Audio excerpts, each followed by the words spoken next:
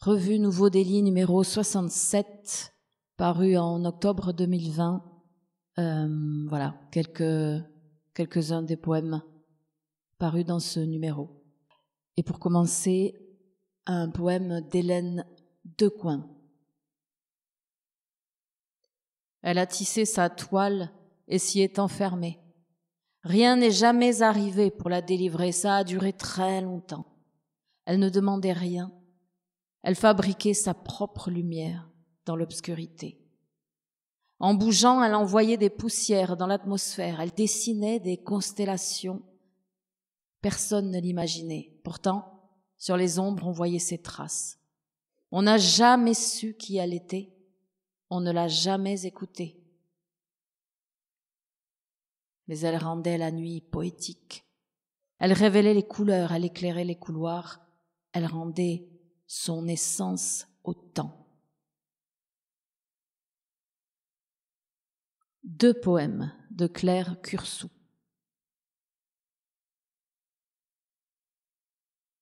Ai-je le courage de me dire femme et d'incarner ce mot comme un cri, rouge le cri, mais lancé comme un chant.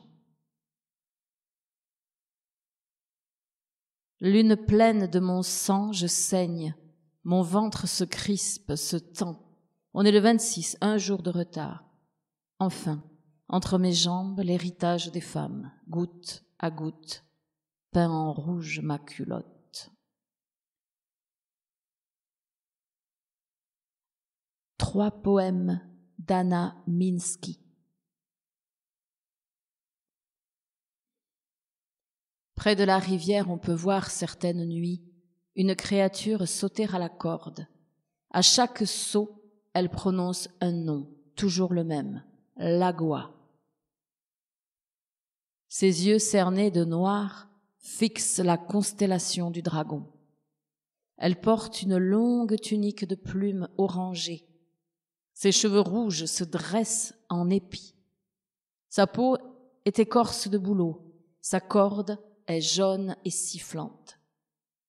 Semblable à une araignée au milieu de sa toile, elle tisse dans l'espace une demeure au toit arrondi.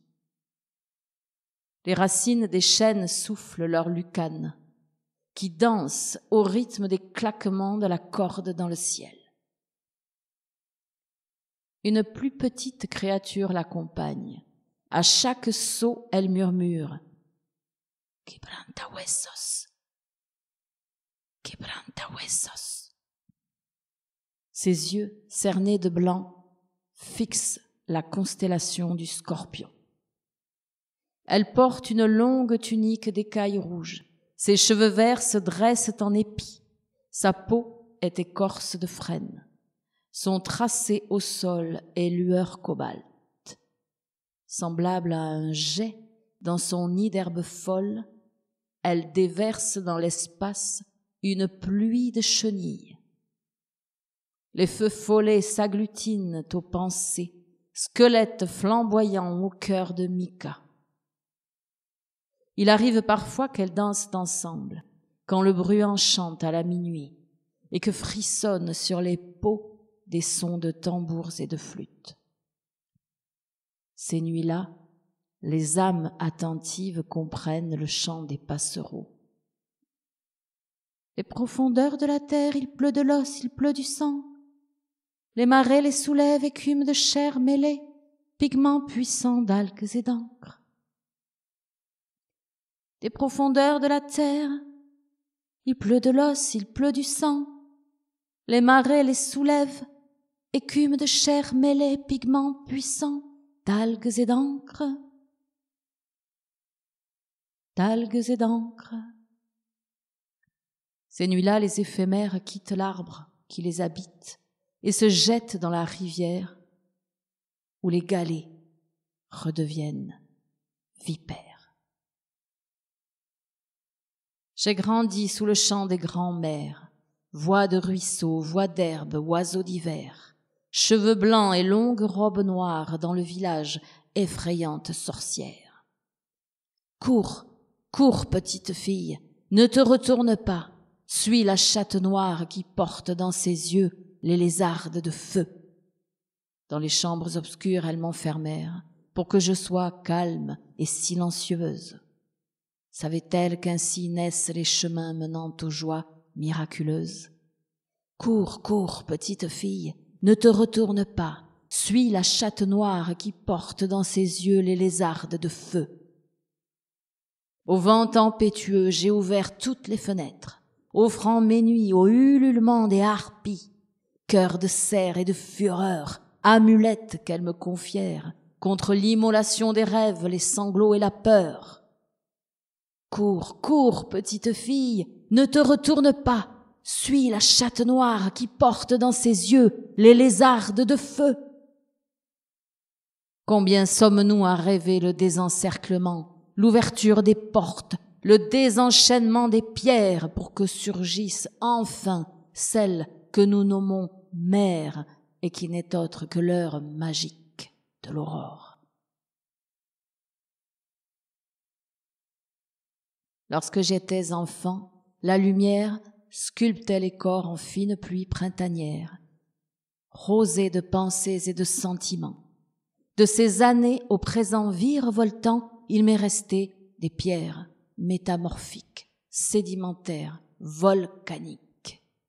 Longtemps, je me suis tenue silencieuse et discrète, observant depuis l'obscurité de ma chambre les beautés de la clarté lunaire. Cloîtrée volontaire, je broyais consciencieusement mes gemmes pour en extraire les colorants vertigineux et préparer la palette luxuriante de mes années de vieillesse. Mais rien n'échappe à l'homme jaloux. Un matin de printemps, il vint jusque dans mon lit. Profitant de mon sommeil, il me bagua d'un ruban rose et blanc. Il désirait une alliance, me dit-il, une alliance à sens unique. Pour être certain de me maintenir dans l'espace de sa propriété, il me retira la pierre que j'avais dans le ventre, celle que j'avais dans le pied, celle que j'avais dans la tête, dans la gorge, dans la main, dans l'oreille, dans la narine, dans le sexe. Il me retira toutes les pierres. Je ruminais leurs saveurs pour ne pas les oublier. Elles étaient si colorées, si bavardes, si odorantes et joyeuses. Elles étaient des concentrés d'os, de peau, de sang, d'esprits et de chants. Elles étaient veinées, zonées, nacrées, phosphorescentes, argileuses ou rocailleuses. Certaines étaient vertes, d'autres jaunes, d'autres sombres, métalliques, pâles, translucides ou opaques. J'étais trop lente, me répétait-il, trop lente et trop lourde. Me dépouiller de ces élixirs me rendrait plus légère et insouciante.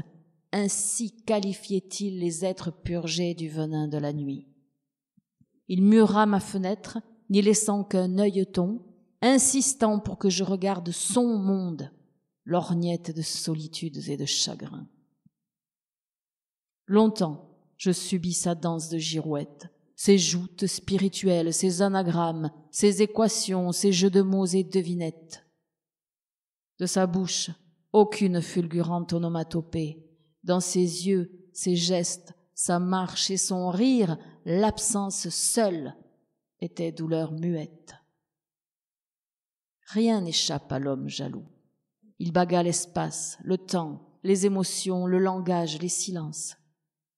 Il s'inventa un œil de bœuf pour réduire l'univers. Et pourtant, malgré le charnier qu'est son orgueil, de fenêtre à fenêtre, sont venus chanter le scutigère et l'hirondelle. Tu n'es pas seul, tu n'as jamais été seul, les carrières grondent, l'océan, les trous noirs, colère et armure, les filons de mémoire. Des poèmes d'Aline Recoura. Un tapis vert se chauffe dans les creux d'un granit féminin, traverse les âges du désir du sel, dans les idées de l'iode, dans la vulve. Magie, cristaux, blancheur laiteuse, sol de lune boiteuse. L'homme astre des notes en palme pianote une cantate. Tête cogne la rugosité du mur, corps propulsé par soi-même, fissure où le doute s'infiltre. Esprit friable de la reine granitique. Air libre, ruissellement d'espace vide ou peuplé de monstres. Vague de la tourmente, les blocs s'effondrent, chaos granitique. Un pied dans le vide, l'autre instable sur la fragilité. Vulnérable à l'altération des zones de confiance, des petits trous qui ne font que s'agrandir, à se reconnaître en point de contact, à trouver une clé qui ne peut pas avoir de double. Une qui maintient le cordon de l'amour, ce que le chou marin est au galet. Volcan, paysage lunaire de toi à moi énergie. Stabilité millénaire d'autres formes suivent. Avec toi, je peux dire j'ai mal. Tu prends l'épaule du lien, l'enveloppe de baiser que je prends comme goutte de café sur le nez. Un homme entre dans une vie. Il sait où il va, il sait qu'il a choisi. Je voudrais devenir une femme. Tes seins ne suffisent pas. Un enfant non plus, un métier non plus, une indépendance matérielle non plus. Le verbe est dans la femme. La femme est femme dans le verbe, dans sa parole. Entière, sans restriction, de couleur, de cheveux, de peau ou de poids, de rides ou de gras, de jupe ou de pantalon, de maquillage ou de parfum, de bijoux ou de talons, de caractère ou de voix. Mes vieux survêtements peuvent traîner avec mes robes de soleil. Mes envies de beauté et mes jours tartines s'emballent de papier froissé. Pochette surprise des billets d'Oujou à 1, 2, 3 soleils. Cueillir le basilic, assaisonner le lit d'arômes verts, le lit, surface plane, où l'ennui devrait être banni, où seul l'amour a droit de passage. Je change les draps, me lève, femme, aux peaux taillées à même le carrelage quand le cauchemar s'invite une journée, se noie sans pouvoir activer le moindre mouvement de crawl. Il manque une partie des histoires qu'il vaut mieux taire pour s'aimer. L'éclat d'un œil devient le plus important.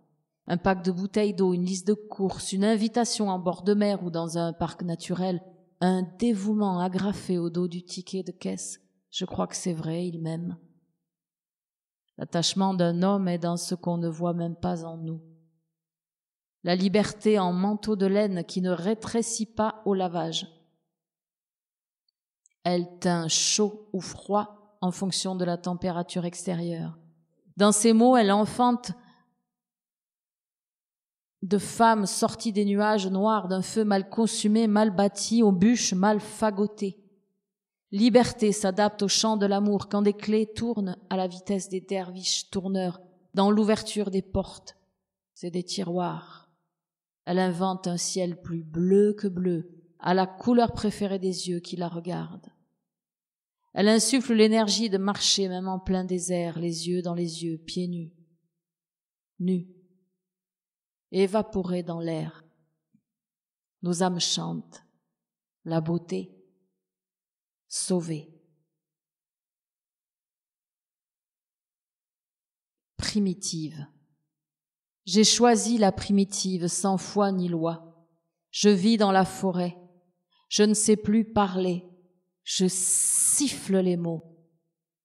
Mon regard parle pour moi. Je sens les griffes. Je bondis sur les frémissements. Je pique les serpents. Je mange avec mes doigts. Je sais me défendre. Mais je ne vois pas le désir des hommes. Je connais l'odeur du loup, de la terre mouillée. Je sais faire un feu et me taire, me cacher, voler, ramper, arracher, retourner un rocher. Mais je ne sens pas le désir des hommes. Je vois leurs bêtes dans leurs regards. Sur la défensive, je suis prête à bondir. Je peux m'occuper d'eux. Quand plaie ouverte, ils ne peuvent plus marcher. Je les soigne. glisse mes doigts entre leurs lèvres closes, je les nourris de plantes, me rappelle Marlaguette qui a voulu un loup végétarien, je les porte. Mon regard s'apprivoise. Sauvage, j'esquive, je me cache sous les tissus. Je ne lui souris jamais. Il cicatrise, cherche à communiquer. Intuitive, je rejette. Je me cache pour rire et, un jour, peau contre peau, c'est mon désir qui naît. Je flaire, je renifle, je me jette et aime sa terre de broussailles, les odeurs cachées, animales entre les poils. Je me love, j'offre ma nature sauvage, peuplée, solitaire. Peau perlée. La peau qui perle, l'épiderme de vagues en vagues, voyage au centre des températures tropicales. Pour quelques saisons hormonales, les degrés déferlent sur la surface. Au plus tard de la nuit, de l'utérus au rouge des joues, un incendie s'allume, provoque gouttelettes et feux brûlants, condensation en lutte. La sensation fulgurante culbute les draps ennemis, s'éteint après la chauffe, puis reprend. Des tropiques au pôle Nord, femme enfile tes perles. Sensuelle bulle, inhabituelle. Vivre n'est pas éternel. À trop vivre dans le regard de l'autre, quand ses yeux se ferment, ton monde s'écroule. Femme, ce que ton corps libère exprime ta puissance guerrière. Tu es animal, tu es sauvage. Dans le repos de tes ovaires, la dimension générationnelle parle autrement. Dans le repos de tes ovaires, c'est un bel incendie, incommode d'insomnie, tellement intense qu'il questionne le silence de sa merveille.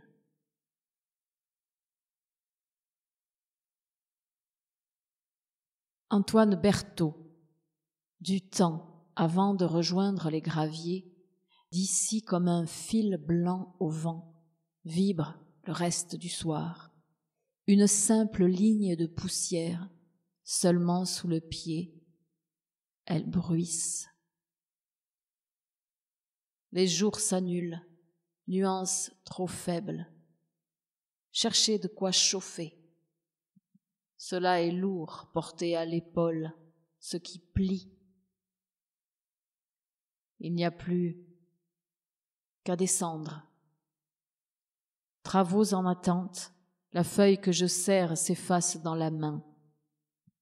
Appelle cela demain.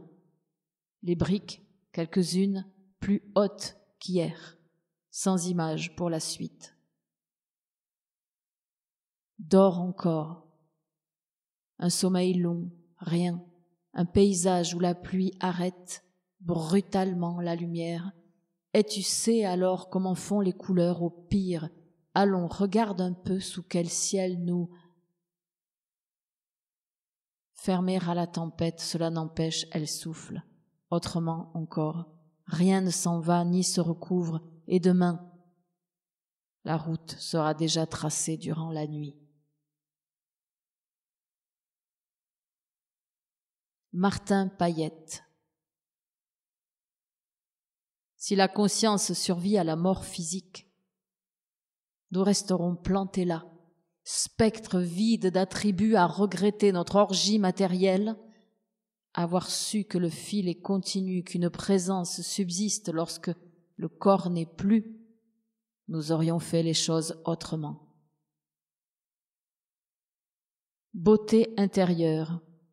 La masturbation découle seulement de la beauté physique.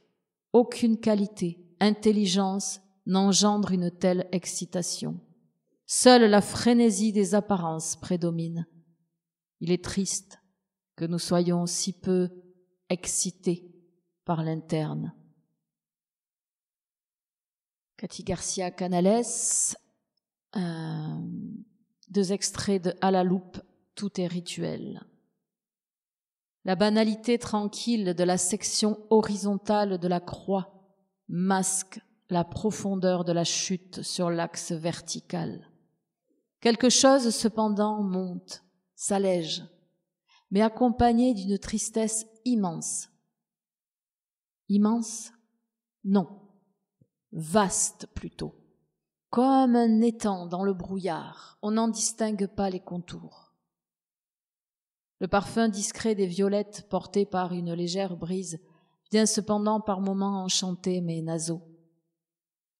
Je lis à propos d'un poète et à travers ce que je lis, je me lis, me relis à cette angoisse universelle qui pousse à crier, à appeler, à convoquer et à conjurer par l'écriture.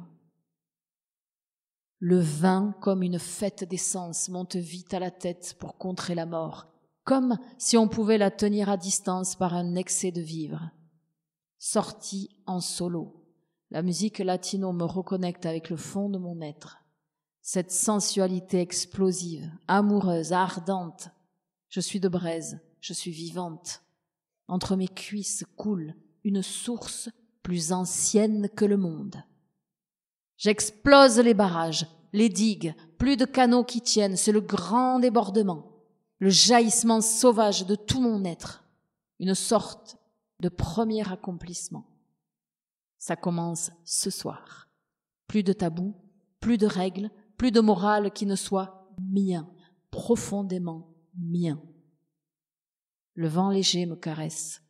La musique scande d'autres temps, d'autres ivresses. Je sais qui je suis. Je sais ce que j'aime. Le vin se fait complice d'un dérèglement volontaire des sens. Au diable la mort, au diable la tristesse, c'est ici et maintenant qu'il nous faut vivre et jouir comme fontaine. Je peux rester solitaire. Je n'en éprouve que plus intensément cette force du vivre. L'univers m'irrigue de toutes parts, je suis écartelé, mais baigné de poésie vive. Il nous faut changer de cap, lâcher du lest, faire face aux vraies peurs masquées par les fausses, les peurs conformes, les peurs induites, celles qu'il est bon d'avoir même si on ne les a pas. Il nous faut embarquer vers l'inconnu, sans rive, sans repère, ne rien projeter, ne rien regretter, s'ouvrir à l'espace infini de l'instant, desserrer les vis, libérer par le souffle paisible nos viscères, admettre que l'on ne sait rien de l'amour.